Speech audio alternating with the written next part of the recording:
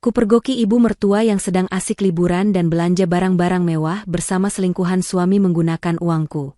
Tanpa ampun langsung kubekukan ATM ibu mertua. Kubuat mereka menangis, bersujud padaku. Sebelum ceritanya dimulai, silahkan tulis di kolom komentar dari daerah mana saja teman-teman yang menonton cerita ini. Jangan lupa like dan subscribe agar channel ini bisa semakin berkembang dan bisa mempersembahkan cerita yang lebih menarik lagi. Deru pendingin ruangan di kantor menjadi satu-satunya suara yang menemani Farah. Di luar jendela, Jakarta bergerak dalam ritme sibuknya yang tak pernah berhenti. Namun di dalam ruangannya yang berdinding kaca di lantai 30, dunia seolah berhenti, tunduk pada kendalinya. Jari-jarinya menari lincah di atas papan ketik, mengirimkan email terakhir yang berisi instruksi final kepada timnya sebelum ia berangkat. Proyek pembangunan sayap baru di salah satu mall paling prestisius di Bandung adalah tanggung jawabnya. Sebuah mahakarya arsitektur dan bisnis yang akan menjadi portofolio terbesarnya sejauh ini. Selama 2 minggu ke depan, ia akan berada di garis depan, memastikan setiap detail berjalan sempurna. Farah adalah seorang manajer proyek yang cemerlang, reputasinya dibangun di atas fondasi kerja keras, ketegasan, dan visi yang tajam. Ia adalah wanita yang tahu apa yang ia inginkan dan tahu bagaimana cara mendapatkannya. Setelah memastikan semua pekerjaan beres, ia mematikan komputernya. Hening. Dalam keheningan itu, pikirannya beralih dari denah bangunan dan jadwal konstruksi ke rumah. Ke Adit, suaminya. Ke Ibu Harni, mertuanya. Senyum tipis terukir di bibirnya. Semua kerja keras ini, semua pencapaian ini, terasa lebih bermakna karena ada mereka. Ia adalah tulang punggung keluarga, sebuah peran yang ia emban dengan bangga. Ia memastikan Adit memiliki mobil terbaru untuk menunjang pekerjaannya di perusahaan milik keluarga Farah, dan memastikan Ibu Harni hidup dalam kemewahan yang selalu diimpikannya, menikmati hari tua di sebuah rumah sewaan yang megah di kawasan elit, lengkap dengan uang bulanan yang lebih dari cukup untuk membiayai gaya hidup sosialitanya. Sesampainya di rumah, Adit menyambutnya dengan pelukan hangat dan senyum menawan yang pertama kali membuatnya jatuh cinta. "Semua sudah siap. Sayang, aku akan sangat merindukanmu," bisik Adit, membantunya membawa koper ke mobil. Farah membalas pelukan itu, menghirup aroma parfum suaminya yang familiar. Di permukaan, mereka adalah pasangan yang sempurna. Farah yang sukses dan Adit yang mendukung. Namun terkadang, dalam momen-momen hening, Farah merasa ada sesuatu yang kurang. Dukungan Adit seringkali terasa pasif. Kehadirannya lebih sebagai penerima manfaat daripada mitra yang setara. Tapi Farah selalu menepis pikiran itu, menganggapnya hanya sebagai efek dari kelelahannya. Sebelum berangkat ke bandara, mereka singgah di rumah Ibu Harni. Wanita parubaya itu menyambutnya dengan pelukan yang lebih erat dari biasanya, matanya berkaca-kaca. "Hati-hati di jalan ya, Nak Farah. Jangan terlalu lelah bekerja. Ibu selalu mendoakanmu," ucapnya dengan nada tulus yang dibuat-buat. "Adit beruntung sekali punya istri sepertimu." Teman-teman arisan ibu sampai iri, mereka bilang ibu punya menantu paling hebat sedunia. Pujian itu meluncur dengan begitu lancar, seperti sebuah naskah yang sudah dihafal. Farah hanya tersenyum dan mengangguk, menyerahkan sebuah amplop tebal berisi uang tambahan untuk sang mertua. "Ini untuk jajan ibu selama Farah di Bandung." Ibu Harni menerimanya dengan senyum merekah. Matanya berbinar melihat ketebalan amplop itu. Ia tidak pernah bertanya tentang proyek Farah, tentang tantangan yang dihadapinya. Perhatiannya selalu tertuju pada hasil, pada kemewahan yang bisa ia nikmati dari kerja keras menantunya. Perjalanan menuju Bandung terasa lancar.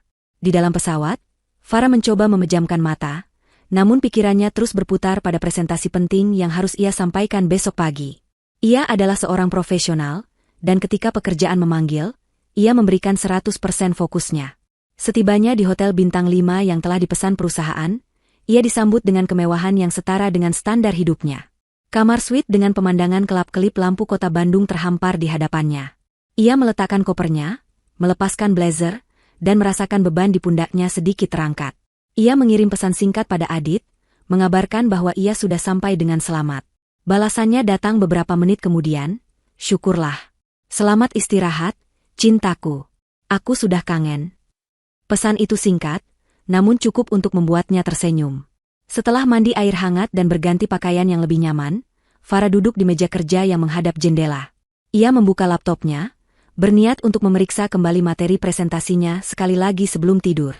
Namun, matanya tertumbuk pada notifikasi email baru di ponselnya yang tergeletak di samping laptop. Bukan email kantor. Pengirimnya adalah sebuah maskapai penerbangan ternama. Judulnya, konfirmasi pemesanan dan etiket Anda. Farah mengerutkan dahi. Ia tidak memesan tiket apapun lagi. Mungkin ini email promosi atau kesalahan sistem. Didorong rasa penasaran, ia membuka email itu. Jantungnya seolah berhenti berdetak selama beberapa detik. Ini bukan email promosi. Ini adalah sebuah bukti transaksi yang sah. Pembelian 2 tiket pesawat kelas bisnis dari Jakarta ke Bandung untuk penerbangan pagi tadi. Di bawah detail penerbangan, tertera konfirmasi pemesanan kamar tipe suite di sebuah hotel mewah lainnya, tak jauh dari tempatnya menginap, untuk 2 orang selama 5 hari. Farah menelusuri email itu dengan napas tertahan, mencari nama penumpang. Matanya terpaku pada 2 nama yang tercetak tebal di sana. Nama pemesan utama, Harni. Nama tamu kedua, Adit. Dan di bagian paling bawah, di detail pembayaran, tertera 4 digit terakhir nomor kartu kredit dan nama pemilik kartu, Farah Anindita. Itu adalah kartu kredit tambahan yang ia berikan pada mertuanya untuk keperluan darurat. Dunia Farah yang tadinya kokoh dan teratur, tiba-tiba terasa bergetar hebat. Udara di dalam kamar suite yang mewah itu mendadak terasa dingin dan menyesakan. Keheningan malam dipecah oleh detak jantung Farah yang bergemuruh di telinganya. Ia membaca ulang email itu, sekali, 2 kali, 5 kali. Setiap kata, setiap angka, setiap detail terasa seperti sayatan belati yang menusuk langsung ke dalam kepercayaannya. Adit dan Ibu Harni. Di Bandung. Di hotel mewah. Menggunakan uangnya, pikiran-pikiran liar mulai berkecamuk di kepalanya. Mungkinkah ini kejutan? Mungkin mereka ingin menemaninya selama dinas? Tapi mengapa mereka harus berbohong? Mengapa Adit mengatakan ia di rumah? Mengapa mereka tidak memberitahunya? Logika Farah yang biasanya tajam kini berjuang melawan gelombang emosi yang membingungkan. Ada secercah harapan kecil yang berbisik bahwa semua ini hanyalah kesalahpahaman besar. Ia meraih ponselnya dengan tangan sedikit gemetar. Ia harus memastikan. Ia harus mendengar suara suaminya. Jari-jarinya menekan nomor Adit, nomor yang begitu ia hafal di luar kepala. Nada sambung berbunyi beberapa kali sebelum akhirnya panggilan itu diangkat. Halo, sayang, kok belum tidur? Suara Adit terdengar sedikit serak, seperti orang yang baru bangun tidur. Suara itu terdengar begitu normal, begitu meyakinkan, hingga sejenak Farah kembali meragukan apa yang baru saja ia baca. Ia berusaha menjaga suaranya agar tetap tenang, menyembunyikan badai yang berkecamuk di dalam dadanya. Belum, masih memeriksa beberapa dokumen. Aku hanya ingin dengar suaramu, jawab Farah, memilih kata-katanya dengan hati-hati. Kamu sedang apa di rumah? Terdengar suara gemerisik di seberang sana, seolah Adit sedang membenarkan posisi tidurnya. Tidak melakukan apa-apa. Hanya nonton film saja, tapi ketiduran di sofa. Rumah sepi sekali tanpamu. Kebohongan itu meluncur begitu mulus, begitu tanpa celah. Farah merasakan perutnya mual. Ia melanjutkan sandiwaranya, mendorong lebih jauh. Oh ya? Ibu Harni bagaimana? Apa beliau jadi menginap di rumah saudaranya? Iya, jadi. Tadi sore aku yang mengantarnya. Katanya ada acara keluarga besar besok, jadi lebih baik menginap di sana. Jawab Adit lagi, tanpa jeda, tanpa keraguan sedikit pun. Setiap kata yang keluar dari mulut suaminya adalah paku yang ditancapkan ke peti mati pernikahan mereka. Farah menarik napas dalam-dalam, berusaha mengendalikan suaranya yang mulai bergetar. Baiklah kalau begitu. Aku hanya ingin memastikan semua baik-baik saja. Aku tutup teleponnya ya, mau istirahat. Oke. Cintaku. Mimpi indah. Aku mencintaimu, tutup Adit. Kalimat terakhir itu terasa seperti racun yang membakar telinga Farah. Ia mematikan panggilan tanpa menjawab. Ponsel itu terasa berat di tangannya. Suara Adit yang tenang dan penuh dusta itu lebih menyakitkan daripada bukti apapun. Masih belum puas, Farah mencoba menghubungi nomor Ibu Harni. Panggilan itu tidak diangkat. Hanya berdering beberapa kali sebelum terputus. Beberapa detik kemudian, sebuah pesan singkat masuk dari mertuanya. Isinya singkat dan padat. Lagi sibuk acara keluarga, Nak. Nanti ibu telepon balik. Pesan itu adalah konfirmasi terakhir. Kebohongan mereka begitu terkoordinasi, begitu rapi. Mereka pasti sudah merencanakan ini. Rasa sakit di dada Farah kini mulai bercampur dengan amarah yang membara. Ia merasa begitu bodoh, begitu naif. Wanita cerdas yang dihormati di dunia bisnis, ternyata tak lebih dari pion yang dimanfaatkan oleh orang-orang terdekatnya. Harapan bahwa semua ini hanyalah kesalahpahaman telah lenyap sepenuhnya, digantikan oleh kepastian yang pahit. Tapi Farah bukan tipe orang yang akan menangis dan meratapi nasib. Otaknya yang analitis mengambil alih. Emosi ia tekan dalam-dalam, digantikan oleh kebutuhan akan bukti yang lebih kuat, bukti yang tak terbantahkan. Ia membuka aplikasi perbankan di ponselnya, masuk ke menu kartu kredit. Dengan jari-jari yang kini terasa dingin, ia membuka riwayat transaksi kartu tambahan yang dipegang Ibu Harni. Matanya menelusuri daftar transaksi itu satu persatu. Daftar itu seperti sebuah jurnal perjalanan pengkhianatan mereka. Dimulai dari transaksi di gerai tol menuju Bandung siang tadi. Lalu, makan malam untuk 2 orang di sebuah restoran Italia mewah yang terkenal dengan suasananya yang romantis. Lokasinya hanya beberapa blok dari hotel tempatnya menginap. Tagihannya mencapai jutaan rupiah. Setelah itu, ada beberapa transaksi di butik-butik desainer ternama di mall tempat proyeknya berada. Pakaian pria, pakaian wanita, sepatu, tas. Dan yang paling menyakitkan, transaksi terakhir yang dilakukan sore tadi, sebuah pembelian bernilai puluhan juta rupiah di sebuah toko perhiasan ternama. Farah bahkan bisa menebak apa yang mereka beli. Ia membuka peta digital, memasukkan alamat restoran dan toko-toko itu. Semuanya berada di Bandung. Semuanya berada dalam radius beberapa kilometer dari posisinya saat ini. Mereka begitu dekat, namun terasa begitu jauh. Mereka berpesta pora menggunakan uang hasil keringatnya, sementara ia di sini bekerja keras untuk masa depan yang ternyata hanya ilusi. Kebohongan mereka kini bukan lagi sekadar dugaan, melainkan fakta yang terpampang nyata dalam bentuk angka-angka digital. Badai di dalam dirinya kini telah reda, menyisakan ketenangan yang dingin dan berbahaya. Rencana mulai terbentuk di benaknya. Amarah adalah api, dan pada saat itu, Farah membiarkan dirinya terbakar habis. Ia tidak berteriak, tidak membanting barang. Ia hanya duduk diam di kursi hotel yang empuk, menatap layar ponselnya yang menampilkan daftar transaksi pengkhianatan itu. Setiap baris adalah sebuah adegan dalam drama perselingkuhan suaminya, yang dibiayai penuh oleh kerja kerasnya. Rasa sakit yang tadinya tajam kini berubah menjadi sesuatu yang lain, sesuatu yang lebih dingin dan terfokus. Ia bukan lagi seorang istri yang terluka, ia adalah seorang auditor yang menemukan penipuan besar-besaran dalam kehidupannya sendiri. Dan seperti audit manapun, ia membutuhkan bukti yang lengkap sebelum mengambil tindakan. Bukti visual. Wajah di balik transaksi-transaksi ini. Pikirannya bekerja dengan kecepatan metodis. Ia menutup aplikasi perbankan dan membuka media sosial. Tujuannya yang pertama adalah akun Adit. Ia menelusuri lini masanya, dan rasa mual kembali menghantamnya. Halaman itu adalah sebuah monumen kemunafikan. Foto-foto mereka berdua tersenyum bahagia, diunggah dengan keterangan puitis tentang cinta dan kesetiaan. Foto terakhir yang diunggah Adit adalah potret Farah di bandara beberapa jam yang lalu, dengan caption, "Hati-hati di jalan, wanita hebatku. Cepat pulang, rumah tak akan sama tanpamu." Ratusan teman mereka menyukai foto itu, meninggalkan komentar-komentar yang memuji kemesraan mereka. Farah merasa seperti sedang menonton film tentang kehidupan orang lain.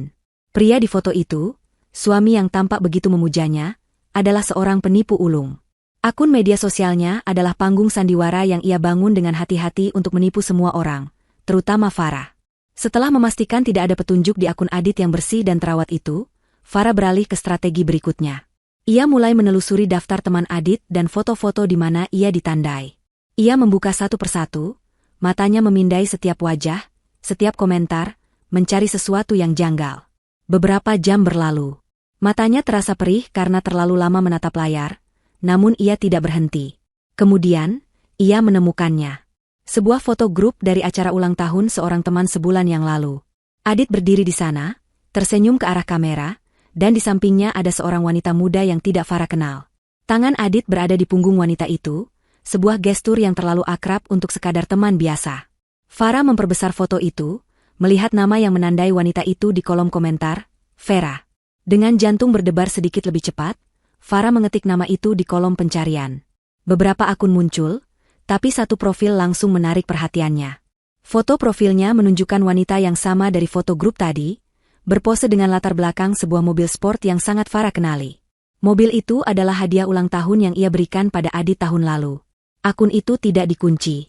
Sebuah kesalahan fatal dari pihak lawan. Farah menarik napas dalam-dalam dan masuk ke dalam lini masa wanita itu.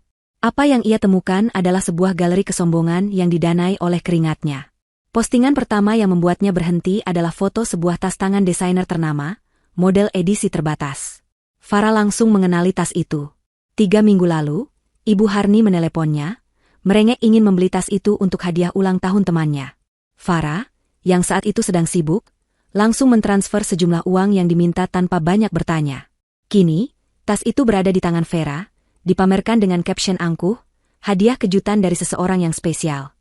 Di bawahnya, sebuah komentar dari Ibu Harni, dengan akun pribadinya, terlihat jelas, cantik sekali, nak, kamu pantas mendapatkannya. Farah terus menggulir ke bawah. Setiap postingan adalah bukti baru. Sebuah foto sepasang sepatu mahal, diunggah pada hari yang sama saat transaksi pembelian sepatu tercatat di kartu kredit Ibu Harni. Foto jam tangan mewah untuk wanita, diunggah beberapa hari setelah Adit mengaku baru saja menerima bonus besar dari kantor, sebuah kebohongan, karena Farah tahu betul tidak ada bonus apapun bulan itu. Kemudian, ia menemukan foto-foto dari Bandung. Sebuah foto segelas anggur dengan pemandangan kota di malam hari, diunggah tadi malam. Lokasinya ditandai di restoran Italia yang sama dengan yang tertera di aplikasi perbankannya.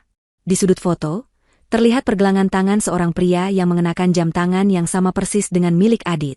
Captionnya, malam yang sempurna dengan rajaku. Dunia Farah terasa menyusut, hanya menyisakan dirinya, layar ponsel, dan kebenaran yang menyakitkan. Setiap gesekan jarinya membuka lapisan kebohongan yang lebih dalam, memperlihatkan betapa busuknya fondasi pernikahannya. Ibu Harni bukan hanya tahu, tapi juga menjadi fasilitator aktif dalam perselingkuhan putranya. Mereka adalah sebuah tim, sepasang parasit yang menggerogotinya dari dalam. Akhirnya, ia sampai pada postingan paling atas, yang diunggah hanya beberapa jam yang lalu. Itu adalah sebuah foto selfie Vera di balkon sebuah kamar hotel. Wajahnya tersenyum puas ke arah kamera, menampilkan kalung berlian baru yang berkilauan di lehernya. Farah tidak perlu memeriksa riwayat transaksi lagi untuk tahu bahwa itu adalah perhiasan yang dibeli sore tadi. Namun, bukan kalung itu yang menjadi paku terakhir di peti mati hatinya. Di belakang Vera, ada sebuah pintu kaca besar yang menuju ke balkon, dan di permukaan kaca itu, sebuah pantulan terlihat jelas. Siluet seorang pria, berdiri membelakangi kamera, sedang membuka sebotol anggur.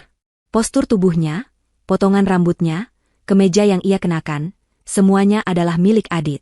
Farah memperbesar gambar itu, jarinya gemetar hebat. Tidak ada keraguan sedikit pun. Itu adalah suaminya. Caption di bawah foto itu terasa seperti sebuah ejekan terakhir yang brutal, dunia serasa milik kita berdua. Terima kasih, sayang. Bukti yang ia cari kini ada di depan matanya, tak terbantahkan dan menghancurkan. Ponsel itu terlepas dari genggamannya, jatuh ke karpet tebal tanpa suara. Tapi di dalam kepala Farah, suara dunianya yang pecah berantakan terdengar begitu memekakan. Tidak ada air mata. Rasa sakit yang membakar beberapa saat yang lalu telah mengkristal menjadi sesuatu yang padat, dingin, dan tajam. Farah menatap kosong ke dinding di hadapannya, foto pengkhianatan itu terpatri di benaknya. Dalam keheningan kamar hotel yang mewah itu, seorang istri yang patah hati telah mati, dan dari abunya, bangkitlah seorang eksekutor yang penuh perhitungan. Ia mengambil kembali ponselnya dari lantai, napasnya stabil, tangannya tidak lagi gemetar. Emosi adalah sebuah kemewahan yang tidak bisa ia miliki saat ini. Sekarang adalah waktunya untuk strategi. Pikirannya yang terlatih sebagai manajer proyek mulai bekerja, memetakan situasi seolah-olah ini adalah proyek yang gagal dan harus segera dilikuidasi. Target, Adit Pramana dan Harni Suryo. Kelemahan mereka, keserakahan, ketergantungan finansial total pada dirinya, dan arogansi. Aset yang ia miliki, kendali penuh atas semua sumber daya keuangan, posisi kekuasaan di perusahaan, dan bukti pengkhianatan yang tak terbantahkan. Tujuannya bukan hanya untuk mengakhiri pernikahan ini, tetapi untuk membongkar seluruh bangunan kehidupan palsu yang telah mereka nikmati di atas penderitaannya. Mereka harus jatuh, dan mereka harus jatuh bersamaan. Langkah pertama, perlindungan hukum. Ia melihat jam di dinding. Hampir tengah malam. Ia tidak peduli. Ia membuka kontaknya dan menekan nomor pengacara pribadinya. Pak Wirawan, seorang pengacara korporat paling disegani di Jakarta yang juga menangani urusan pribadi keluarganya. Malam, Pak Wira. Maaf mengganggu. Sapa Farah saat panggilan itu diangkat, suaranya terdengar tenang dan datar, seolah sedang membahas kontrak bisnis. Saya butuh Anda menyiapkan surat gugatan cerai sesegera mungkin. Besok pagi harus sudah ada di meja Anda. Pak Wirawan, yang terbiasa dengan panggilan darurat dari klien-klien pentingnya, langsung mengubah nada bicaranya menjadi serius. Tentu, Bu Farah. Apa dasar gugatannya? Perselingkuhan, jawab Farah singkat. Saya punya bukti digital yang absolut dan tak terbantahkan. Saya ingin prosesnya berjalan cepat. Saya tidak mau mediasi. Saya mau pembagian harta yang paling menguntungkan bagi saya. Adit tidak boleh mendapatkan apapun. Paham? Sangat paham, Bu. Saya akan segera menugaskan tim saya untuk menyiapkannya. Kirimkan semua buktinya pada saya. Jawab Pak Wirawan, mengenali nada suara kliennya yang tidak ingin dibantah. Bagus. Buktinya akan Anda terima dalam 1 jam ke depan, kata Farah, lalu menutup telepon. Satu masalah selesai. Langkah kedua, memutus aliran dana. Ia tidak akan membekukan kartu mereka sekarang. Itu akan memberitahu mereka bahwa ia sudah tahu. Tidak. Waktu adalah segalanya. Ia harus memilih momen yang paling tepat. Momen yang akan memberikan dampak paling memalukan. Namun, ia perlu memastikan senjatanya siap ditembakkan kapan saja. Ia menelepon layanan perbankan prioritas 24 jam miliknya. Selamat malam, saya Farah Anindita, sapanya pada petugas di seberang sana. Saya ingin mengkonfirmasi beberapa prosedur keamanan. Untuk kartu kredit tambahan atas nama Harni, apakah saya bisa meminta pemblokiran instan melalui telepon dengan otorisasi suara dan PIN saya? Petugas itu mengkonfirmasi bahwa hal itu bisa dilakukan dan efeknya akan terjadi dalam hitungan detik. Sempurna, kata Farah. Selanjutnya, untuk transfer bulanan otomatis ke rekening atas nama yang sama, bisakah saya membatalkannya secara permanen melalui panggilan yang sama? Sekali lagi, jawabannya adalah ya. Farah tersenyum tipis. Amunisinya sudah terisi dan siap. Langkah ketiga, pekerjaan Adit. Ini adalah bagian yang paling ia nikmati. Adit menjabat sebagai manajer pemasaran di salah satu anak perusahaan milik keluarga Farah. Sebuah posisi nyaman yang ia berikan padanya, bukan karena prestasi, tetapi karena statusnya sebagai suami. Status itu kini akan dicabut. Farah membuka laptopnya, menyusun sebuah email baru. Penerimanya adalah Kepala Departemen Sumber Daya Manusia dan ayahnya sendiri. Subjeknya ia tulis dengan huruf kapital semua. Pemberitahuan pemutusan hubungan kerja, Aditya Pramana. Isi emailnya singkat, profesional, dan kejam. Dengan hormat, terhitung sejak tanggal surat ini, perusahaan secara resmi memutuskan hubungan kerja dengan saudara Aditya Pramana. Dasar pemecatan adalah tindakan tidak etis berat yang merusak citra perusahaan dan penyalahgunaan jabatan. Mohon siapkan semua dokumen yang diperlukan dan pastikan yang bersangkutan tidak lagi memiliki akses ke aset perusahaan mulai besok pagi. Ia melampirkan beberapa tangkapan layar paling memberatkan dari akun media sosial Vera sebagai bukti pendukung. Ia tidak menekan tombol kirim. Belum. Ia menyimpannya di folder draft. Setelah ketiga pilar rencana balas dendamnya siap, Farah bangkit dari kursinya dan berjalan ke jendela. Ia menatap hamparan lampu kota Bandung. Matanya tanpa sengaja tertuju pada sebuah bangunan besar yang bersinar paling terang di kejauhan. Mall tempat proyeknya berada. Mall tempat Adit dan Vera menghabiskan uangnya dengan tawa bahagia sore tadi. Ia lalu melirik jadwal kerjanya untuk besok yang tergeletak di meja. Pukul 10 pagi, inspeksi lapangan di lokasi proyek. Sebuah ide yang dingin dan cemerlang mulai terbentuk di benaknya. Ia tahu kebiasaan mertuanya. Ia tahu keserakahan Vera. Setelah seharian berbelanja, mereka pasti akan kembali lagi besok untuk lebih banyak lagi. Mereka pasti akan kembali ke surga belanja itu. Dan ia, secara kebetulan, akan berada di sana. Bukan sebagai istri yang tersakiti, tapi sebagai pemilik panggung tempat drama kehancuran mereka akan dipertontonkan. Senyum sinis pertama malam itu akhirnya terukir di wajah Farah. Besok, bisiknya pada pantulan dirinya di kaca jendela, adalah hari perhitungan. Farah tidak tidur malam itu. Namun, ketika fajar menyingsing di ufuk timur, mewarnai langit Bandung dengan sapuan jingga dan ungu, ia tidak merasa lelah. Sebaliknya, ia merasa hidup. Energi yang dingin dan tajam mengalir di pembuluh darahnya, sebuah adrenalin yang lahir dari amarah yang telah dimurnikan menjadi tujuan. Ia bangkit dari tempat tidur, bergerak dengan ketenangan seorang prajurit yang bersiap untuk pertempuran. Setiap gerakannya terukur dan disengaja. Ia mandi, membiarkan air panas menghapus sisa-sisa kerapuhan dari tubuhnya. Kemudian, ia berdiri di depan cermin, bukan untuk mengagumi, tetapi untuk mempersenjatai diri. Ia memilih pakaiannya dengan cermat. Bukan gaun, bukan blus yang lembut. Hari ini, ia mengenakan setelan celana berwarna biru tua yang dirancang khusus, tajam dan berwibawa. Di baliknya, ia memakai kemeja sutra putih gading yang bersih. Riasan wajahnya ia pulaskan dengan presisi seorang seniman, eyeliner yang tajam, lipstik merah tua yang berani. Rambutnya ia kumpulkan dalam sanggul rendah yang rapi dan kuat. Ketika ia menatap pantulan dirinya, yang balas menatapnya bukanlah Farah sang istri, melainkan Farah Anindita sang direktur proyek, seorang wanita yang tidak bisa diremehkan, seorang wanita yang memegang kendali. Ia mengenakan baju zirahnya.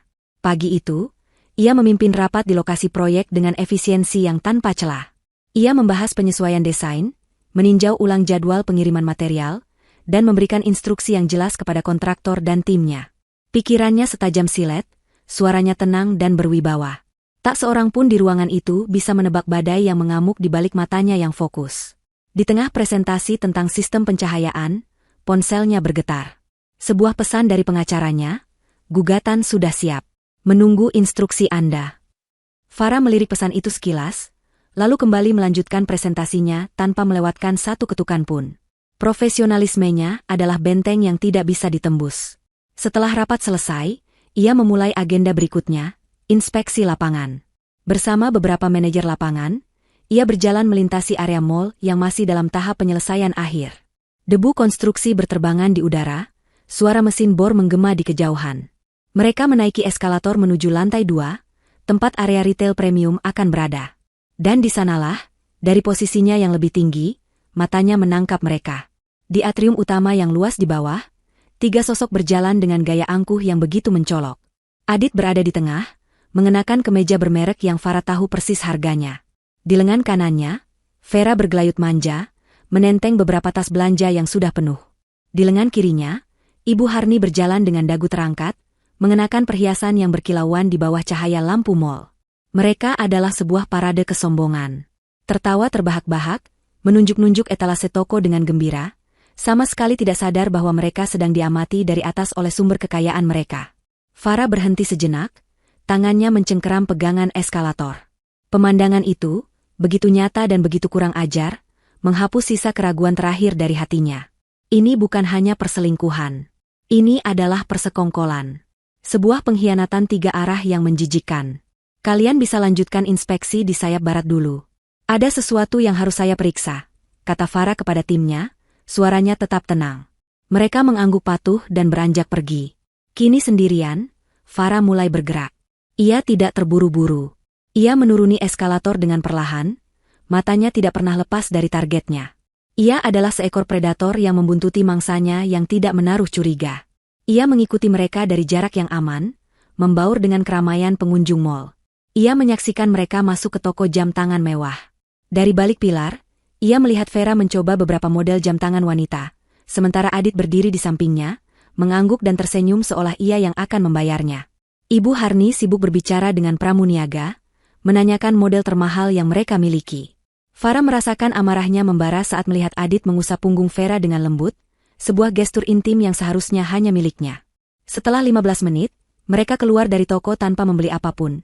Mungkin harga jamnya di luar batas kartu kredit tambahan itu, dan tawa mereka terdengar sedikit dipaksakan. Selanjutnya, mereka menuju ke area butik desainer. Disinilah mereka kembali menemukan surga mereka. Farah memperhatikan saat mereka masuk ke sebuah butik tas tangan asal Prancis yang terkenal dengan harganya yang selangit. Ini dia, pikir Farah. Panggung yang sempurna. Toko itu relatif sepi, hanya diisi oleh beberapa pelanggan kaya lainnya. Interiornya mewah, didominasi warna krem dan emas, memancarkan aura eksklusivitas. Tempat yang sempurna untuk sebuah drama yang memalukan. Farah berhenti sejenak di luar etalase kaca, menarik napas dalam-dalam, menenangkan detak jantungnya yang berpacu. Ia bukan lagi pembuntuti. Ia adalah sutradara yang akan segera memulai adegan puncaknya. Ia melangkah masuk. Suara lonceng kecil di atas pintu berbunyi, tetapi trio itu terlalu sibuk untuk menyadarinya. Mereka sedang mengagumi sebuah tas kulit buaya yang dipajang di tengah ruangan. Vera membelai permukaan tas itu dengan mata berbinar, sementara Ibu Harni menghitung-hitung dalam benaknya. Adit hanya berdiri diam dengan senyum bodoh di wajahnya. Farah berjalan perlahan ke sudut toko, berpura-pura melihat koleksi dompet, sambil mengawasi mereka dari sudut matanya. Ia mendengar Vera merengek pada Adit, dan Adit berbisik pada ibunya. Akhirnya, Ibu Harni mengangguk setuju. Mereka memanggil pramuniaga, mengambil tas kulit buaya itu beserta beberapa barang lain yang lebih kecil, dan berjalan menuju meja kasir yang terbuat dari marmer. Farah menunggu. Ia menyaksikan mereka menumpuk barang-barang itu di atas meja. Ia mendengar pramuniaga memindai setiap barang dengan suara bip yang tajam. Ia melihat total harga yang muncul di layar kasir, sebuah angka yang cukup untuk membeli sebuah mobil kecil. Ia melihat ekspresi puas di wajah Ibu Harni dan Vera, wajah orang-orang yang mendapatkan sesuatu tanpa usaha. Totalnya 182 juta rupiah. Bu, kata kasir itu dengan senyum terlatih. Ibu Harni tertawa kecil, seolah jumlah itu tidak berarti apa-apa. Dengan gerakan teatrikal, ia membuka dompetnya yang juga bermerek, dan mengeluarkan kartu kredit berwarna hitam dari dalamnya. Kartu tambahan dari Farah. Ia menyerahkannya kepada kasir dengan gaya seorang ratu. Momen itu terasa berjalan dalam gerak lambat bagi Farah. Tangan kasir yang terulur, kartu hitam yang berkilauan di bawah lampu sorot. Tepat saat jari-jari kasir hendak menyentuh kartu itu, Farah melangkah maju. Sepatu haknya beradu dengan lantai marmer, menciptakan suara ketukan tajam yang memecah suasana. Ia tiba di samping mereka, berdiri tegak dan tenang. "Jangan pakai kartu itu," katanya. Suaranya tidak keras, tetapi jernih dan dingin, membelah udara seperti pecahan es. Adit, Ibu Harni, dan Vera menoleh serempak. Mata mereka membelalak kaget. "Biar saya yang bayar." Waktu seolah berhenti di dalam butik mewah itu. 3 pasang mata menatap Farah dengan ekspresi yang berbeda-beda. Adit pucat pasi, matanya memancarkan kepanikan murni seorang pengecut yang tertangkap basah. Vera mengerutkan kening, campuran antara bingung dan kesal karena ritual belanjanya diinterupsi. Sementara Ibu Harni, setelah keterkejutan awalnya mereda, memasang ekspresi paling merendahkan yang bisa ia kumpulkan. Senyum sinis perlahan terkembang di bibirnya yang dilapisi lipstik mahal. "Farah, sayang, sedang apa kamu di sini?" Cibir Ibu Harni, nadanya dibuat semanis mungkin, tetapi matanya berkilat mengejek. "Bekerja keras ya? Tentu saja, kamu kan wanita karir. Baguslah, nak, bekerja yang giat, biar kami bisa terus menikmati hidup." Ia tertawa kecil, seolah baru saja melontarkan lelucon paling lucu di dunia. Vera ikut menimpali, melipat tangan di dada sambil memindai penampilan Farah dari atas ke bawah dengan tatapan menghina. "Lihat kan, Bu? Makanya jangan jadi wanita yang terlalu sibuk. Suami jadi tidak terurus. Akhirnya cari kebahagiaan di tempat lain," katanya, suaranya sengaja dikeraskan agar terdengar oleh pramuniaga yang berdiri diam di belakang meja kasir. "Lagi pula, apa masalahnya? Uangmu kan uang suamimu juga. Jadi, secara teknis ini juga uang kami." Mereka berdua tertawa bersamaan, sebuah dua tawa yang penuh kesombongan dan kebodohan. Mereka benar-benar percaya bahwa mereka berada di atas angin, bahwa Farah hanyalah mesin uang yang bodoh dan bisa mereka permainkan sesuka hati. Adit, yang berdiri di antara mereka, hanya bisa menelan ludah, tidak mampu mengucapkan sepatah kata pun. Ia melirik Farah dengan tatapan memohon, berharap istrinya tidak akan membuat keributan. Farah tidak menanggapi hinaan mereka. Ia tidak berdebat. Ia hanya tersenyum. Sebuah senyum yang tenang, dingin, dan sama sekali tidak mencapai matanya yang menatap tajam. "Anda salah besar, Bu," katanya dengan suara yang tetap datar. "Uang saya adalah uang saya. Dan waktu bermain kalian sudah selesai." Tanpa memedulikan mereka lagi, Farah mengeluarkan ponselnya. Dengan gerakan yang tenang dan disengaja, ia menekan panggilan cepat ke nomor manajer bank prioritasnya dan mengaktifkan mode pengeras suara. Seluruh butik yang hening itu kini bisa mendengar nada sambung yang berbunyi. "Selamat siang, perbankan prioritas. Dengan Rian, ada yang bisa saya bantu?" Suara profesional terdengar dari ponsel Farah. "Selamat siang, Rian. Saya Farah Anindita," jawab Farah, suaranya terdengar jelas dan berwibawa. Wajah Ibu Harni dan Vera mulai menunjukkan sedikit kebingungan. "Baik, Ibu Farah. Ada yang bisa saya bantu?" "Ya," kata Farah, matanya terpaku pada Ibu Harni. "Saya ingin Anda menjalankan instruksi yang saya berikan melalui telepon tadi malam. Tolong blokir secara permanen kartu kredit tambahan dengan nomor sekian-sekian atas nama Harni Suryo. Lakukan sekarang juga." Terdengar suara ketikan keyboard dari seberang sana. Wajah Ibu Harni berubah dari bingung menjadi panik. "Farah, apa yang kamu lakukan?" Pekiknya tertahan. "Sesuai permintaan Anda, Ibu Farah. Kartu tersebut sudah diblokir secara permanen. Efektif detik ini juga," jawab Rian dari pengeras suara. Farah melanjutkan, senyumnya sedikit melebar. "Satu lagi, Rian. Tolong batalkan semua jadwal transfer otomatis dari rekening saya ke rekening atas nama yang sama. Juga batalkan secara permanen." "Farah, jangan gila," desis Adit, akhirnya menemukan suaranya, mencoba meraih lengan Farah. Farah menepisnya dengan kasar. "Baik, Ibu. Semua jadwal transfer telah dibatalkan. Tidak akan ada lagi dana yang dikirimkan ke rekening tersebut dari rekening Anda. Ada lagi yang bisa saya bantu?" "Tidak. Itu saja. Terima kasih, Rian." Farah mematikan panggilan dan memasukkan kembali ponselnya ke dalam saku. Ia kemudian menoleh ke arah kasir yang menatap pemandangan itu dengan mulut sedikit terbuka. "Silakan coba lagi kartunya," kata Farah dengan sopan. Dengan tangan gemetar, kasir itu mengambil kartu kredit Ibu Harni dan menggeseknya ke mesin. Sebuah bunyi, bip, yang nyaring diikuti tulisan merah di layar, "Ditolak." "Tidak mungkin," seru Ibu Harni, wajahnya memerah karena malu. "Coba lagi. Mesinmu pasti rusak." Kasir itu mencoba sekali lagi. Hasilnya sama. "Ditol." Keheningan yang canggung menyelimuti mereka. Senyum kemenangan di wajah Farah kini terlihat begitu jelas. Kepanikan mulai menjalari Ibu Harni dan Vera. Mereka saling pandang, tatapan mereka penuh ketakutan. Gaya hidup mewah mereka, sumber kebanggaan mereka, baru saja diputus di depan mata mereka. "Maaf, Bu. Kartunya benar-benar tidak bisa digunakan." "Mungkin Ibu mau menggunakan kartu lain?" tanya kasir itu, mencoba tetap profesional. Tentu saja mereka tidak punya kartu lain.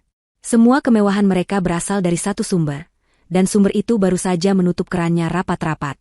Ibu Harni mulai membuat keributan, menuduh kasir itu sengaja mempermalukannya. Vera menarik-narik lengan Adit, menyuruhnya melakukan sesuatu. Tapi Adit hanya berdiri membeku seperti patung. Dunianya runtuh di sekelilingnya. Keributan itu menarik perhatian manajer toko, seorang wanita berpakaian rapi yang segera menghampiri meja kasir. Setelah mendengar penjelasan singkat dari kasir, manajer itu menatap Ibu Harni dengan tatapan dingin. "Maaf, Ibu. Jika Anda tidak bisa membayar, Anda harus meninggalkan barang-barang ini." "Apa? Kamu tidak tahu siapa saya?" bentak Ibu Harni, harga dirinya yang terluka membuatnya semakin histeris. Karena keributan terus berlanjut, manajer itu memberi isyarat kepada dua orang petugas keamanan yang berjaga di dekat pintu masuk. Dua pria berbadan tegap itu berjalan mendekat. Pelanggan lain di butik itu kini berhenti berbelanja, menatap tontonan itu dengan penuh minat. Penghinaan itu kini menjadi tontonan publik. "Bapak, Ibu, mohon maaf, Anda kami minta untuk meninggalkan toko ini sekarang," kata salah satu petugas keamanan dengan suara tegas. Melihat dua pria berotot di hadapan mereka, nyali mereka akhirnya ciut. Dengan wajah merah padam karena amarah dan rasa malu yang luar biasa, mereka terpaksa berbalik. Mereka harus meninggalkan tumpukan barang belanjaan impian mereka di atas meja kasir. Saat mereka berjalan menuju pintu keluar, melewati Farah, Ibu Harni menatapnya dengan kebencian murni. "Kau akan menyesal, Farah," desisnya. Farah hanya menatapnya dengan dingin. "Tidak. Kalianlah yang akan menyesal." Farah berdiri tegak, menyaksikan petugas keamanan menggiring trio yang menyedihkan itu keluar dari butik. Ia melihat mereka berdebat hebat di luar, saling menyalahkan dengan gerakan tangan yang marah, sebelum akhirnya berjalan gontai menjauh, tidak lagi seperti raja dan ratu, melainkan seperti pengemis yang diusir. Misi Farah di mal itu telah selesai. Karma telah dibayar lunas, secara instan dan di depan umum. Ia kemudian berbalik, memberikan anggukan sopan kepada manajer toko, dan berjalan keluar dari butik itu dengan langkah mantap, meninggalkan kehancuran di belakangnya. Farah berjalan menjauh dari butik itu dengan langkah yang mantap dan tegap. Ia tidak menoleh ke belakang. Pertunjukan memalukan itu sudah berakhir, dan ia tidak tertarik untuk melihat para aktornya meratapi nasib. Ada kepuasan yang dingin dan kelam dalam hatinya, tetapi itu bukan kebahagiaan. Itu adalah perasaan ketika sebuah tugas yang sulit dan menyakitkan telah diselesaikan dengan sempurna. Bagian pertama dari rencananya, penghancuran publik, telah berhasil di luar dugaan. Sekarang, saatnya untuk bagian kedua, penghancuran struktural. Ia menemukan sebuah kafe yang tenang di sudut lantai yang sama, sebuah tempat dengan sofa-sofa kulit yang nyaman dan pemandangan ke arah taman gantung di tengah mall. Tempat ini terasa seperti dunia yang berbeda dari kekacauan yang baru saja ia ciptakan. Ia memesan secangkir kopi hitam pekat, tanpa gula, tanpa susu. Ia butuh sesuatu yang pahit dan kuat untuk menandingi suasana hatinya. Sambil menunggu pesanannya datang, ia melihat keluar jendela. Ia memberi mereka waktu. Ia membayangkan mereka bertiga tersandung keluar dari mall, saling berteriak di tempat parkir yang panas. Kepanikan mulai merayap masuk saat mereka menyadari betapa gentingnya situasi mereka. Ia ingin kepanikan itu mencapai puncaknya sebelum ia melancarkan serangan berikutnya. Kopinya tiba, hitam dan mengepul. Ia menyesapnya perlahan, membiarkan rasa pahitnya menyebar di lidahnya. Ia memeriksa ponselnya. Tidak ada panggilan tak terjawab. Tidak ada pesan.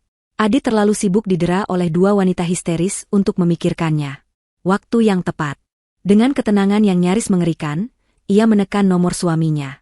Panggilan itu langsung diangkat pada dering pertama. Farah, di mana kamu? Apa yang sudah kamu lakukan pada kami? Suara Adit di seberang sana terdengar parau, sebuah ledakan amarah yang dilandasi oleh ketakutan yang murni. Latar belakangnya berisik. Farah bisa mendengar suara tangisan Ibu Harni dan teriakan marah Vera. Farah menjauhkan ponsel sedikit dari telinganya, menunggu ledakan pertama itu reda. Kemudian, ia mendekatkannya kembali dan berbicara dengan suara yang sangat tenang, nyaris seperti bisikan. Aku di Bandung, katanya, di sebuah kafe di mall yang sama denganmu. Aku baru saja selesai minum kopi sambil menikmati pertunjukan kecil yang dipersembahkan olehmu, ibumu yang terhormat, dan wanita simpananmu. Keheningan sesaat di seberang sana, seolah kata-katanya menyerap semua oksigen dari paru-paru Adit. Lalu, suaminya tergagap, mencoba menyangkal. Wanita simpanan? Apa maksudmu? Vera itu hanya teman ibu. Ini semua salah paham. Farah, kamu sengaja mempermalukan kami. Kamu jahat. Farah tertawa kecil, suara tawa yang kering dan tanpa kegembiraan. Salah paham? Adit, jangan anggap aku sebodoh itu. Aku sudah melihat semuanya. Transaksi kartu kredit selama berbulan-bulan. Hadiah-hadiah mewah untuk teman, ibumu. Foto mesra kalian di media sosialnya, yang dengan bodohnya tidak ia kunci. Dan yang paling penting, suara Farah menajam, aku melihat kalian dengan mata kepalaku sendiri. Aku melihat caramu menyentuhnya, cara kalian tertawa bersama. Jadi, hentikan sandiwara ini. Semuanya sudah berakhir. Tidak, sayang, tidak. Aku bisa jelaskan. Adit mulai memohon, nadanya berubah dari marah menjadi putus asa. Aku hilaf. Ibu yang mengenalkanku padanya. Aku hanya kesepian karena kamu terlalu sibuk bekerja. Tapi aku mencintaimu, Farah. Sungguh, hanya kamu. Cinta? Potong Farah, suaranya kini sedingin es. Jangan gunakan kata itu. Kamu tidak tahu artinya. Kamu tidak mencintaiku, Adit. Kamu mencintai kenyamanan yang kuberikan. Kamu mencintai mobilmu, jabatanmu, rumah mewah ibumu. Kamu mencintai uangku. Dan keran uang itu, Farah berhenti sejenak, memberikan penekanan pada setiap kata, sudah kututup. Secara permanen. Isak tangis Adit mulai terdengar. Tangisan seorang anak laki-laki yang mainannya dirampas, bukan tangisan seorang suami yang menyesal. Tolong, Farah, jangan lakukan ini. Aku minta maaf. Aku akan melakukan apa saja. Pikirkan pernikahan kita, semua yang sudah kita lalui. Aku sudah memikirkannya, jawab Farah. Dan yang kulihat hanyalah kebohongan. Pernikahan kita sudah selesai, Adit. Anggap saja ini pemberitahuan resminya. Pengacaraku akan menghubungimu besok pagi dengan surat gugatan cerai. Jangan repot-repot mencoba pulang ke rumah kita, karena besok pagi kuncinya akan diganti dan semua akses masuk atas namamu akan dicabut. Barang-barangmu akan kukemas dalam kardus dan kukirim kemanapun kamu mau. Setiap kalimat yang diucapkan Farah adalah sebuah vonis mati bagi kehidupan Adit.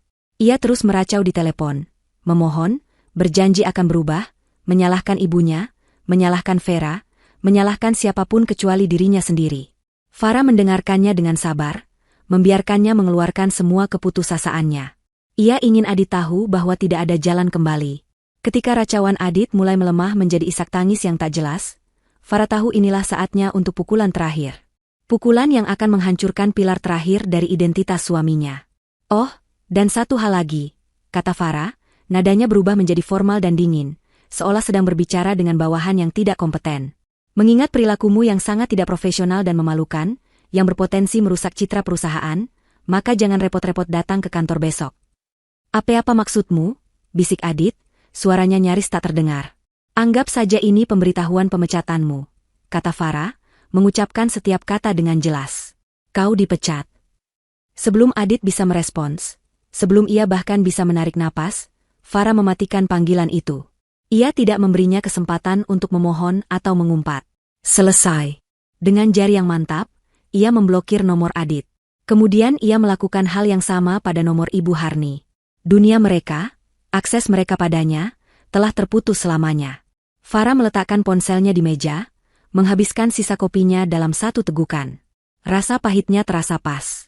Pertempuran telah dimenangkan.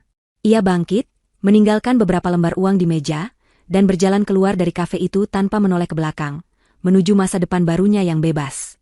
Adit menatap layar ponselnya yang kini senyap, kata, panggilan berakhir, tertera di sana dengan kejam. Suara dengung samar dari saluran yang mati terasa lebih keras daripada teriakan ibunya yang kini menarik-narik lengan bajunya. Apa katanya? Adit, apa kata wanita jahat itu? Pekik Ibu Harni, wajahnya basah oleh air mata dan riasan yang luntur. Di sampingnya, Vera menatapnya dengan tatapan tajam seekor pemangsa. Apa maksudnya dipecat? Jauh, D. Adit masih membeku. Kata-kata terakhir Farah, kau dipecat, terus terngiang di kepalanya seperti gema di sebuah jurang yang dalam. Itu adalah vonis yang meruntuhkan segalanya. Tanpa pekerjaan itu, ia bukan siapa-siapa. Ia tidak punya apa-apa. Kepanikan yang dingin dan basah menjalari tulang punggungnya. Ia menatap kedua wanita di hadapannya, yang selama ini menjadi lambang kemenangannya, dan untuk pertama kalinya ia melihat mereka apa adanya. Dua beban yang kini harus ia pikul tanpa sarana apapun. Aliansi mereka yang dibangun di atas keserakahan dan uang Farah, hancur berkeping-keping di tempat parkir yang panas dan berdebu itu. Pertengkaran hebat pun pecah. Ibu Harni menyalahkan Vera, menyebutnya wanita penggoda murahan yang telah menghancurkan kehidupan putranya. Vera balas berteriak, menyalahkan Ibu Harni sebagai biang keladi yang serakah dan Adit sebagai pria lemah yang tidak berguna. Adit, yang terjepit di tengah, hanya bisa berteriak frustrasi, menyuruh mereka berdua diam. Mereka kini adalah 3 orang asing yang terdampar, disatukan hanya oleh kehancuran bersama. Kenyataan pahit pertama menghantam mereka saat mereka mencoba kembali ke hotel. Kartu akses kamar mereka tidak berfungsi. Dengan sisa-sisa harga diri, Adit mencoba berdebat dengan resepsionis, yang dengan tenang menjelaskan bahwa kartu kredit yang digunakan untuk jaminan pemesanan telah dibekukan oleh pemiliknya, dan pihak hotel meminta pelunasan segera secara tunai. Tentu saja mereka tidak punya uang tunai sebanyak itu. Setelah adu mulut yang memalukan di lobi, di mana mereka menjadi tontonan tamu lain, mereka diizinkan mengambil barang-barang mereka di bawah pengawasan petugas keamanan, seperti sekelompok kriminal. Mereka terjebak di Bandung. Putus asa, Ibu Harni terpaksa menjual salah satu gelang emas pemberian Farah, ironisnya, di sebuah toko gadai dengan harga yang sangat murah. Uang itu hanya cukup untuk membeli 3 tiket kereta kelas ekonomi untuk kembali ke Jakarta. Perjalanan kereta yang penuh sesak dan panas itu terasa seperti siksaan. Tidak ada percakapan, hanya keheningan yang tebal dan saling tatap penuh kebencian. Kemewahan yang mereka nikmati 24 jam yang lalu kini terasa seperti mimpi yang jauh. Setibanya di Jakarta larut malam, penderitaan mereka berlanjut. Mereka langsung menuju rumah mewah yang ditempati Ibu Harni, berharap bisa beristirahat di sana. Namun, harapan mereka pupus saat menemukan sebuah surat resmi dari agen properti tertempel di pintu. Surat itu menyatakan bahwa pemilik properti, Farah Anindita, telah meminta pemutusan kontrak sewa lebih awal dan mereka diberi waktu 3 hari untuk mengosongkan rumah. Gembok baru yang berkilauan di gagang pintu menjadi penegas bahwa mereka kini benar-benar tunawisma. Malam itu mereka habiskan di sebuah motel kecil yang pengap dan bau rokok. Satu-satunya tempat yang bisa mereka bayar dengan sisa uang hasil gadai. Keesokan harinya, didorong oleh sisa harapan yang bodoh, Adit mengabaikan peringatan Farah dan pergi ke kantornya. Ia berharap bisa berbicara dengan seseorang, mungkin ayah Farah, untuk memohon kesempatan kedua. Namun, harapannya hancur berkeping-keping di lobi gedung. Kartu aksesnya tidak berfungsi. 2 orang petugas keamanan yang tegap menghalanginya di pintu putar. Tak lama kemudian, kepala HRD yang selalu bersikap ramah padanya, turun menemuinya dengan wajah dingin tanpa ekspresi. Wanita itu tidak mengajaknya bicara, hanya menyerahkan sebuah kotak kardus berisi barang-barang pribadinya dan sebuah amplop coklat. Ini surat pemecatan resmi Anda, Pak Adit. Anda diminta untuk tidak lagi memasuki area perusahaan, katanya dengan nada final. Kolega-kolega yang lalu lalang menatapnya dengan campuran kasihan dan cemooh. Penghinaan itu terasa lebih menyakitkan daripada tamparan di wajah. Dengan langkah gontai, Adit kembali ke motel, membawa kotak berisi sisa-sisa kehidupannya yang gagal. Pemandangan yang menyambutnya di kamar adalah paku terakhir di peti matinya. Vera sedang mengemasi barang-barangnya ke dalam 2 koper besar. Pakaian dan tas-tas mahal yang dibelikan dari uang Farah kini siap untuk dibawa pergi. Apa yang kamu lakukan? Tanya Adit, suaranya serak. Vera menoleh, menatapnya tanpa rasa bersalah sedikit pun. Aku pergi, katanya singkat. Aku tidak punya waktu untuk drama ini. Aku tidak sudi hidup susah dengan pecundang sepertimu. Pecundang? Setelah semua yang kuberikan padamu? Teriak Adit, rasa sakitnya berubah menjadi amarah. Vera tertawa sinis. Kamu? Memberiku? Jangan bercanda, Adit. Kamu tidak pernah memberiku apa-apa. Farah yang memberikannya. Dan sekarang sumbernya sudah kering. Untuk apa aku bertahan di sini? Katanya, menusuk tepat di harga diri Adit yang sudah hancur. Setidaknya aku masih punya barang-barang ini untuk dijual. Kamu punya apa? Hanya ibu tua yang menangis di pojokan. Vera menyeret kopernya ke arah pintu, melewati Adit yang berdiri mematung. Sebelum ia benar-benar pergi, ia berhenti sejenak dan menatapnya dengan tatapan merendahkan. Seharusnya dari dulu aku sadar. Pria yang hidup dari uang istrinya, selamanya akan tetap menjadi benalu. Dengan kata-kata terakhir yang kejam itu, ia membuka pintu dan menghilang, meninggalkan Adit sendirian di dalam kamar motel yang suram, hanya ditemani oleh isak tangis ibunya dan reruntuhan total dari kehidupannya. Mereka telah kehilangan segalanya. Uang, status, martabat, dan pada akhirnya, satu sama lain. Kehancuran mereka kini telah sempurna. Farah kembali ke Jakarta bukan sebagai seorang istri yang pulang ke rumah, melainkan sebagai seorang jenderal yang kembali ke markasnya setelah memenangkan pertempuran penting. Ia tidak menginjakkan kaki lagi di rumah yang pernah ia tinggali bersama Adit. Rumah itu, dengan semua kenangan palsunya, terasa asing dan terkontaminasi. Sebagai gantinya, ia langsung menuju sebuah apartemen servis mewah di jantung distrik bisnis kota, yang telah disiapkan oleh asistennya yang cekatan. Saat ia melangkah masuk, aroma lemon dan teh putih yang segar menyambutnya, bukan aroma parfum Adit atau jejak kehadiran mertuanya. Ruangan itu luas, modern, dengan jendela-jendela besar yang menampilkan pemandangan kota yang gemerlap. Ini adalah ruangnya. Bersih, baru, miliknya seorang. Beberapa hari pertama adalah tentang membangun kembali benteng pertahanannya. Proses hukum berjalan dengan kecepatan kilat, didorong oleh efisiensi tanpa ampun dari tim pengacara Pak Wirawan. Bukti-bukti digital, tangkapan layar, riwayat transaksi, rekaman pengakuan Adit yang panik di telepon, disusun menjadi sebuah berkas gugatan yang tebal dan tak terbantahkan. Adit, yang kini tidak memiliki sumber daya, terpaksa menggunakan jasa pengacara pro bono yang tampak kewalahan. Upaya pertama dari pihak Adit untuk menuntut sebagian harta Gonogini ditolak mentah-mentah oleh tim Farah. Dalam sebuah pertemuan, Farah menatap dingin pengacara Adit dan berkata, "Suami saya tidak memberikan kontribusi finansial apapun selama pernikahan kami. Posisinya di perusahaan adalah hadiah dari saya.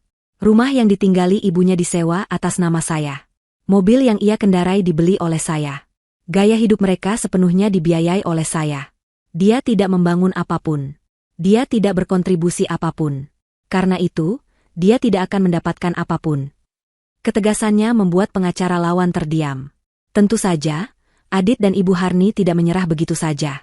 Ketika jalur hukum terbukti buntu, mereka beralih ke jalur teror emosional. Rentetan pesan dan panggilan telepon mulai membanjiri ponsel baru Farah. Mereka menggunakan nomor-nomor tak dikenal, meminjam ponsel teman atau kerabat. Pesan-pesan dari Ibu Harni adalah sebuah mahakarya manipulasi. Dimulai dengan permohonan, "Farah, nak, maafkan ibu. Ibu hilaf. Tolong jangan hancurkan keluarga kita." Ketika tidak ditanggapi, nadanya berubah menjadi melodrama. "Ibu jatuh sakit karena semua ini, Farah. Jantung ibu kumat-kumatan. Apa kamu tega melihat ibu tua ini menderita di jalanan?" Dan ketika itu pun gagal, pesannya berubah menjadi kutukan, "Kau wanita tak punya hati. Kau akan kena karmamu sendiri karena durhaka pada mertua." Pesan dari Adit bahkan lebih menyedihkan. Sebuah campuran penyesalan palsu, menyalahkan keadaan, dan permohonan yang memuakan. "Sayang, ini semua salahku. Tapi aku tersesat. Aku janji akan berubah. Tolong beri aku satu kesempatan lagi."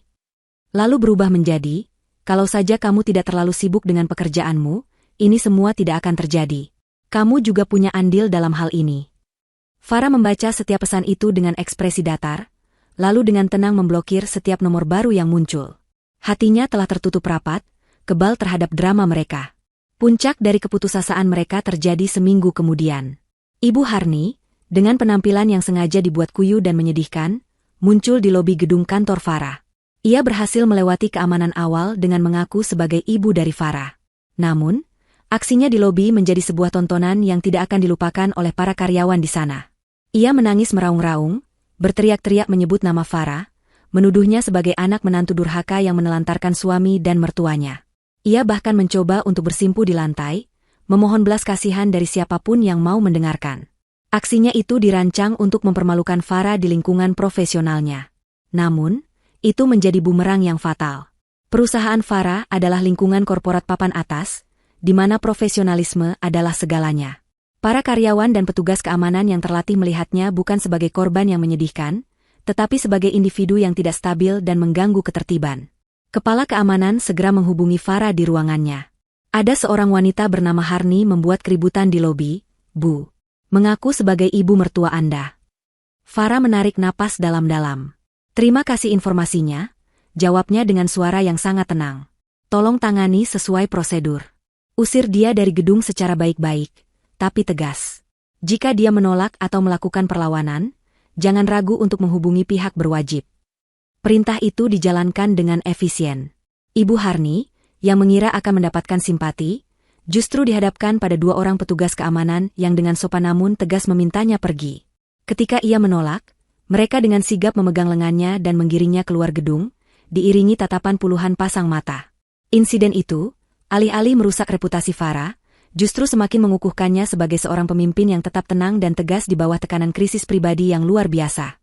Setelah gagal dengan teror emosional dan konfrontasi publik, Adit dan Ibu Harni melancarkan serangan terakhir mereka yang paling licik. Mereka mulai menyebarkan fitnah. Melalui akun-akun media sosial palsu dan dengan membisikannya ke beberapa kenalan yang suka bergosip, mereka membangun sebuah narasi palsu. Dalam cerita versi mereka, Adit adalah suami setia yang malang, dan Ibu Harni adalah mertua yang baik hati. Farah digambarkan sebagai istri yang dingin, gila kerja, dan kejam, yang tiba-tiba tanpa alasan menceraikan suaminya dan mengusir mertuanya yang sudah tua dan sakit-sakitan. Mereka berharap cerita itu menyebar dan merusak nama baik Farah. Suatu sore, Pak Wirawan mengirimkan beberapa tangkapan layar dari fitnah yang beredar itu kepada Farah. Mereka mencoba memainkan kartu sebagai korban, tulis pengacara itu. Farah menatap foto profil palsu dan komentar-komentar penuh kebohongan itu di layar komputernya. Ia tidak merasakan amarah. Ia tidak merasakan sakit hati. Yang ia rasakan hanyalah rasa kasihan yang dingin terhadap keputusasaan mereka. Ia lalu menatap deretan piala penghargaan di rak kantornya, kemudian ke arah rencana proyek barunya yang terbentang di meja.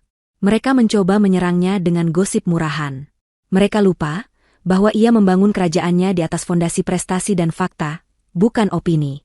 Dan ia tahu persis bagaimana menggunakan fakta untuk menghancurkan kebohongan terakhir mereka. Serangan fitnah yang dilancarkan Adit dan Ibu Harni, yang mereka harapkan akan menjadi senjata pamungkas, justru menjadi peluru yang menembus kaki mereka sendiri. Bukannya merusak reputasi Farah, kampanye itu justru menyulut rasa penasaran publik dan media gosip. Melihat kesempatan ini, Farah memberikan lampu hijau kepada Pak Wirawan untuk melakukan serangan balik yang elegan dan mematikan. Tim pengacara itu tidak membantah gosip dengan gosip. Mereka merilis sebuah pernyataan pers resmi. Pernyataan itu singkat, profesional, dan menghancurkan. Tanpa menyebut nama Vera, pernyataan itu mengkonfirmasi adanya pihak ketiga dan penyalahgunaan keuangan yang signifikan sebagai dasar gugatan cerai. Untuk mendukung klaim tersebut, mereka melampirkan beberapa bukti yang telah disamarkan untuk melindungi privasi namun tetap menunjukkan kebenarannya. Ringkasan transaksi kartu kredit yang menunjukkan pengeluaran puluhan juta untuk barang-barang mewah yang tidak pernah diterima oleh Farah, serta sebuah foto yang diambil dari media sosial Vera, yang menampilkan sebuah kalung berlian dengan tanggal pembelian yang cocok dengan data transaksi. Wajah Vera diburamkan namun kalung dan latarnya jelas. Dalam semalam, narasi itu berbalik total. Publik, yang awalnya mungkin ragu, kini melihat gambaran yang jelas. Gambaran seorang suami pengangguran terselubung dan ibu mertua yang serakah, yang hidup berfoya-foya dari hasil kerja keras seorang wanita sukses, bahkan tega menggunakan uang itu untuk membiayai perselingkuhan. Simpati publik mengalir deras kepada Farah. Ia dipuji sebagai simbol wanita kuat yang berani melawan pengkhianatan. Adit dan Ibu Harni kini dicap sebagai benalu sosial, bahan cemoohan di forum-forum online. Senjata terakhir mereka telah meledak di wajah mereka, menghancurkan sisa-sisa kredibilitas mereka menjadi debu. Dengan opini publik yang berpihak padanya dan bukti yang tak terbantahkan, proses perceraian menjadi sebuah formalitas. Hakim mengetukkan palunya, mengabulkan semua tuntutan Farah. Pernikahan itu resmi berakhir. Adit tidak mendapatkan sepeser pun. Ia keluar dari ruang sidang hanya dengan pakaian yang melekat di badannya, dan nama baik yang telah hancur lebur. Bagi Farah, momen itu bukanlah sebuah kemenangan yang riuh. Itu adalah sebuah kelegaan yang dalam dan sunyi. Babak yang busuk dalam hidupnya akhirnya telah ditutup secara resmi. Bulan-bulan berlalu, dan musim berganti. Kehidupan menemukan keseimbangannya yang baru. Farah, yang terbebas dari beban finansial dan emosional keluarga suaminya, semakin bersinar. Proyek mall di Bandung sukses besar, membuatnya mendapatkan promosi menjadi wakil direktur di perusahaannya. Ia menjual rumah lamanya dan membeli sebuah Gria Tawang, penthouse, yang menakjubkan dengan pemandangan 360 derajat kota Jakarta. Ia mengisi hidupnya dengan pekerjaan yang ia cintai, persahabatan yang tulus, dan perjalanan-perjalanan yang memperkaya jiwa. Suatu hari, rasa penasaran yang samar membuatnya mencari tahu nasib orang-orang dari masa lalunya. Ia tidak perlu berusaha keras.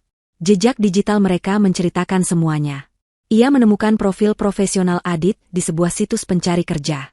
Jabatannya kini adalah agen pemasaran di sebuah perusahaan properti kecil. Fotonya tampak lebih tua dan lelah. Dari seorang teman, Farah mendengar bahwa Adit kini tinggal di sebuah kamar kos sempit di pinggiran kota, berjuang untuk memenuhi target penjualan yang mustahil. Pesonanya yang dulu memikat kini telah luntur, digantikan oleh aura keputusasaan seorang pria yang pernah memiliki segalanya dan menyia-nyiakannya. Ibu Harni bernasib lebih buruk. Setelah diusir dari rumah sewaan yang mewah, ia terpaksa menumpang pada seorang kerabat jauh di sebuah kota kecil. Akun media sosialnya yang dulu penuh dengan foto-foto arisan dan liburan, kini sunyi senyap. Kabar terakhir yang Farah dengar, ia sering mengeluh tentang penyakitnya dan menyalahkan semua orang atas nasib buruknya, sebuah lagu lama yang tidak lagi memiliki pendengar.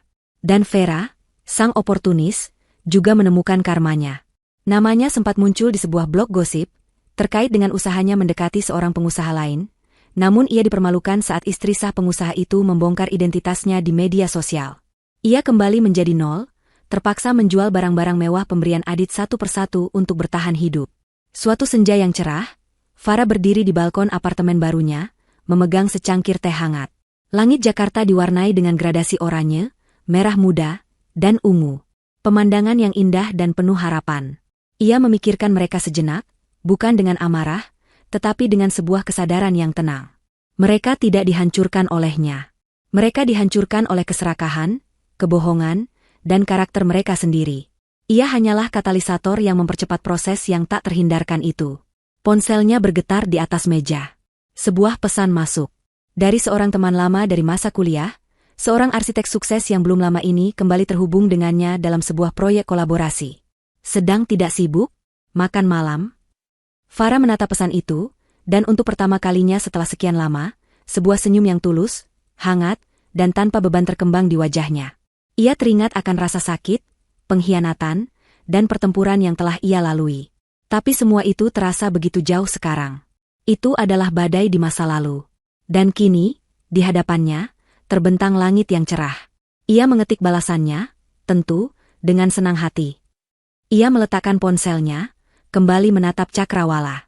Lampu-lampu kota mulai menyala satu persatu, seperti bintang-bintang buatan manusia. Ia merasa bebas. Ia merasa utuh. Ia telah memenangkan kembali hidupnya.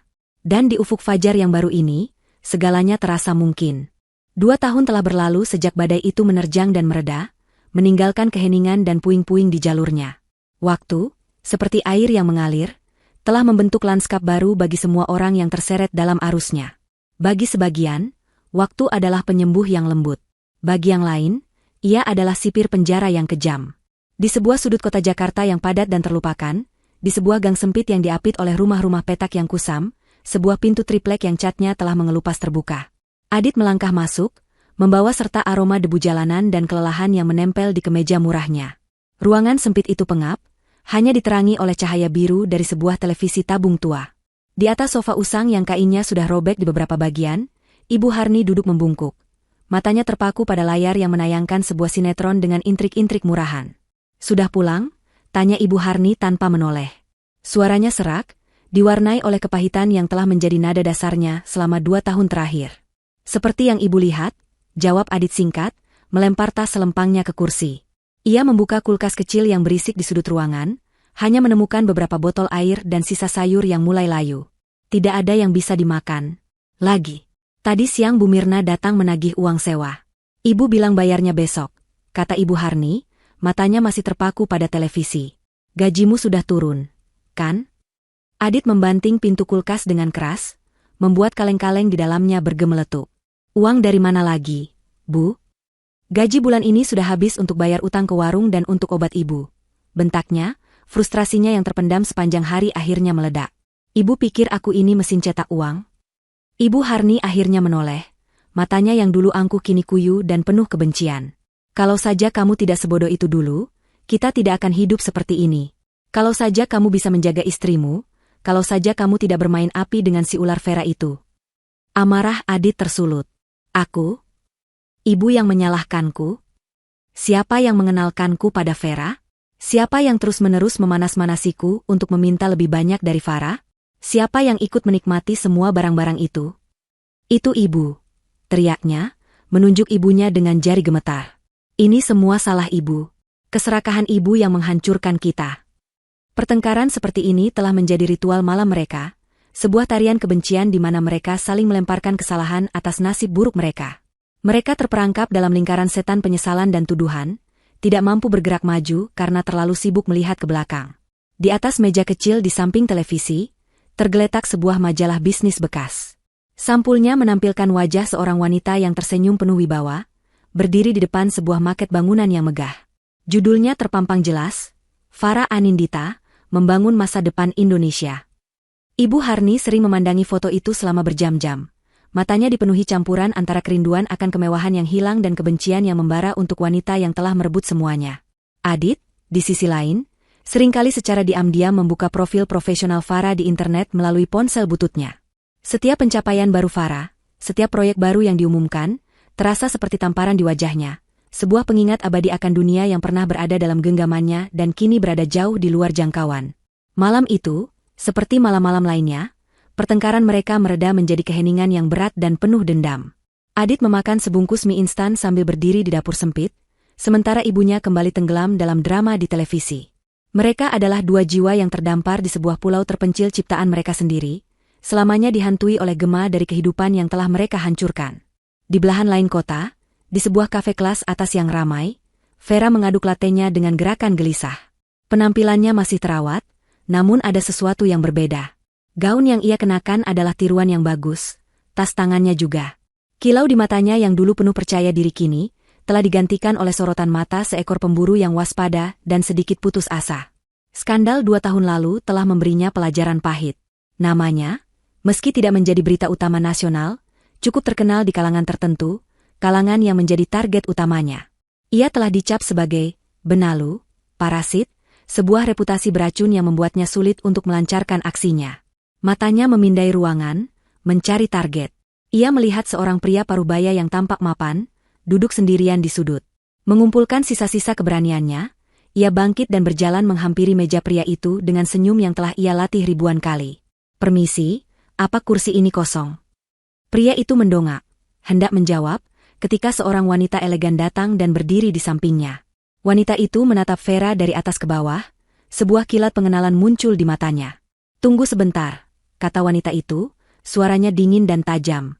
"Saya seperti mengenalmu. Kamu Vera, kan? Yang dulu ceritanya sempat ramai di blog gosip itu. Yang menipu suami temanku. Si Benalu." Kata Benalu diucapkan dengan pelan, namun bagi Vera, kata itu terdengar seperti ledakan granat. Wajahnya memucat, senyumnya membeku. Pria di meja itu menatapnya dengan ekspresi jijik, lalu segera menggandeng wanita di sampingnya. "Ayo kita pergi, sayang. Tiba-tiba aku merasa mual di sini." Mereka beranjak pergi, meninggalkan Vera yang berdiri mematung di tengah kafe. Beberapa orang di meja terdekat yang mendengar percakapan itu, kini menatapnya dengan tatapan ingin tahu dan mencemooh. Rasa malu yang panas membakar wajahnya. Dengan gerakan kaku, ia kembali ke mejanya, meraih tasnya, dan bergegas keluar dari kafe, tidak berani menatap siapapun. Ia kini adalah hantu, dipaksa untuk menghantui pinggiran dunia yang sangat ingin ia masuki, selamanya dicap oleh dosa masa lalunya. Kehidupan yang ia dambakan, yang pernah ia cicipi sekejap, kini menjadi fata morgana yang mengejeknya dari kejauhan. Sementara itu, di sebuah ballroom hotel bintang 5 yang bermandikan cahaya kristal, suasana penuh dengan tepuk tangan dan decak kagum. Malam itu adalah malam penganugerahan penghargaan paling bergengsi di industri arsitektur dan konstruksi. Farah Anindita berdiri di atas panggung, anggun dalam balutan gaun malam berwarna zamrud, memegang sebuah piala kristal di tangannya. Ia baru saja memenangkan penghargaan, proyek paling visioner tahun ini, untuk sebuah kompleks ruang publik ramah lingkungan yang ia pimpin pembangunannya dari awal hingga akhir. Ia melangkah ke podium, dan keheningan hormat menyelimuti ruangan. "Terima kasih," sapanya, suaranya jernih dan penuh percaya diri. Malam ini, kita merayakan bangunan. Struktur yang terbuat dari baja dan kaca. Tapi apa yang benar-benar kita bangun? Kita membangun tempat orang bekerja, tempat orang bermain, tempat keluarga menciptakan kenangan. Yang paling penting, kita membangun fondasi. Fondasi yang kuat tidak hanya penting dalam konstruksi, tapi juga dalam kehidupan. Fondasi yang dibangun di atas kejujuran, integritas, dan kerja keras adalah satu-satunya fondasi yang akan bertahan dari badai apapun. Pidatonya singkat, tetapi pesannya yang dalam disambut dengan tepuk tangan yang meriah. Saat ia turun dari panggung, seorang pria tampan dengan setelan jas yang rapi menyambutnya dengan senyum hangat. Dia adalah Reza, arsitek brilian yang menjadi mitranya dalam proyek yang baru saja memenangkan penghargaan itu, dan juga telah menjadi mitra dalam hidupnya selama setahun terakhir. Pidato yang luar biasa. Fier, bisik Reza, matanya memancarkan kebanggaan. Kamu tidak hanya membangun gedung, kamu membangun harapan. Farah tersenyum, sebuah senyum yang tulus dari lubuk hatinya. Aku hanya berusaha membangun hal-hal yang kupercayai, Reza. Baik dalam pekerjaan, maupun dalam kehidupan. Hubungan mereka adalah antitesis dari pernikahannya yang dulu. Ini adalah kemitraan dua orang yang setara, dibangun di atas fondasi saling menghormati, kekaguman intelektual, dan kasih sayang yang tulus. Malam itu, dalam perjalanan pulang, mobil mereka melaju di jalanan utama kota.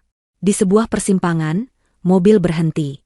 Di hadapan mereka, sebuah papan reklame digital raksasa menampilkan iklan terbaru dari perusahaan Farah, memamerkan sebuah gedung pencakar langit ikonik yang baru saja mereka selesaikan. Di bagian bawah, terpampang nama-nama kunci dari proyek itu, dan nama Farah tertulis paling atas. Untuk sesaat, sebuah pikiran melintas di benaknya.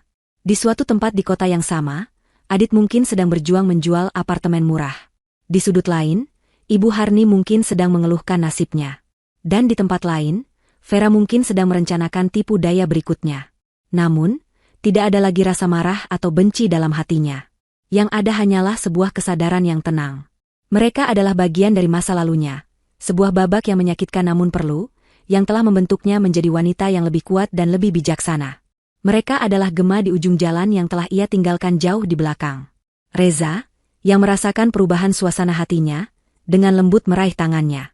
Genggamannya terasa hangat dan nyata. Farah menoleh padanya, senyumnya kembali terkembang. Ia menatap keluar jendela, ke arah lampu-lampu kota yang berkelip seperti jutaan janji. Badai telah lama berlalu. Langit di hadapannya kini bersih dan tak terbatas. Ia telah merancang dan membangun kembali kehidupannya dari reruntuhan, dan hasilnya jauh lebih megah dari apapun yang pernah ia bayangkan. Fajar barunya telah tiba, dan hari masih panjang.